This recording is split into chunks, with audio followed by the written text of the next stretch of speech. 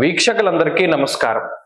July మాసమందు ద్వాదశ రాశుల వారికి ఏ విధమైనటువంటి ఫలితాలు కలగబోతున్నాయి అనేటువంటి విషయంలోకి వెళ్లే ముందు జూలై మాసంలో ఉండేటువంటి గ్రహ స్థితిని మనం గమనించాలి. ఒక జూలై నెలలోనే చాలా విచిత్రమైనటువంటి స్థితి కనబడుతూ ఉన్నది. 14వ తారీఖు నాడే మొత్తం గ్రహాల యొక్క మార్పు అనేటువంటిది చాలా ముఖ్యమైనటువంటి విషయంగా చెప్పచ్చు. 14వ తారీఖునే శని వక్రగతిని ప్రారంభం చేస్తారు. అంటే ఇప్పుడు మీనరాశిలో సంచరిస్తూ ఉన్నటువంటి శనేశ్వరుడు వక్రగతిని ప్రారంభం చేసి నవంబర్ 12వ తారీఖు వరకు వక్రించి ప్రయాణం చేయబోతూ ఉన్నారు. దీని తాలూకు ప్రభావం ఉంటుంది. ఇది 14వ తారీఖునే ప్రారంభం అవుతుంది.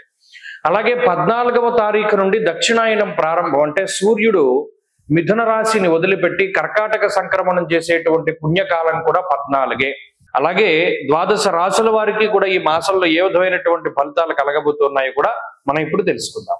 వృశ్చిక రాశి వారికి జూలై మాసమందు ఉండేటువంటి గ్రహస్థితిని గమనిస్తే ఈ రాశి వారికి శనేశ్వరుడు వక్రించడం అనేటువంటిది కొంత ప్రతికూలమైనటువంటి అంశం. అర్ధాష్టమ రాహు కొంత ప్రతికూలమైనటువంటి అంశం. అష్టమ గురుడు అష్టమ రవి ప్రతికూలించేటువంటి అంశం. ఇంకా నిజానికి మనం చెప్పుకుంటూ పోతే గత నెలలో అయితే వార ఫలితాల్లో కూడా ప్రతి వారము కూడా ఏమంటే ఇలా 9 గ్రహాలు ప్రతికూలించేటువంటి రాశి వృశ్చిక రాశి అని చెప్పుకుంటూ వచ్చాం. మరి ఈ నెల కూడా అంతేనా? మనకి ఏమైనా వెసులుబాటు ఉంటుందా అంటే ఒకే ఒక్క వెసులుబాటు ఉన్నది. నిజానికి రవి యొక్క మార్పు ద్వారా అష్టమ రవి యొక్క దోషం నుండి బయటపడతారు. అష్టమంలో గ్రహాలు ఉండకూడదు. దుర్దోష శత్రు సంవాదో గమనం వ్యధ, అనవసరమైన తగువులు, కోర్టు కేసులు, మనం చెయ్యనటువంటి తప్పుకి సైతం మనల్ని ఆరోపణ చేసి ఏదో దోషిగా నిలబెట్టేటువంటి ప్రయత్నం చేయడం, అనవసరమైనటువంటి ప్రయాణాలు ఎక్కువగా చేస్తూ ఉండడం, అనవసరమైనటువంటి ఖర్చు ఎక్కువగా ఉంటూ ఉండడం ఇత్యాది విషయాలు ఎక్కువగా మనకి కనబడుతూ ఉన్నాయి.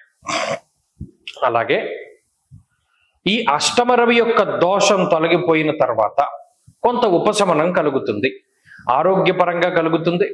అలాగే ఈ నిందారోపణ నుండి కలుగుతూ ఉంటుంది. అలాగే ఈ న్యాయస్థానాల పరంగా కొంత ఉపశమనం కలుగుతుంది. ఇలా జూలై నెలలో కొంత వెసులుబాటు అష్టమ రవి యొక్క దోషం పోవడం ద్వారా. ఒక దోషం పోతేనే ఇంత ఉపశమనం వస్తే ఇక్కడ రాశ్యాధిపతి అయినటువంటి కుజుడు దాదాపుగా చాలా కాలం తర్వాత మరలా లాభస్థానంలో ఈ రాశి వారికి అనుకూలించడం అన్నది చాలా గొప్ప విషయంగా చెప్పచ్చు.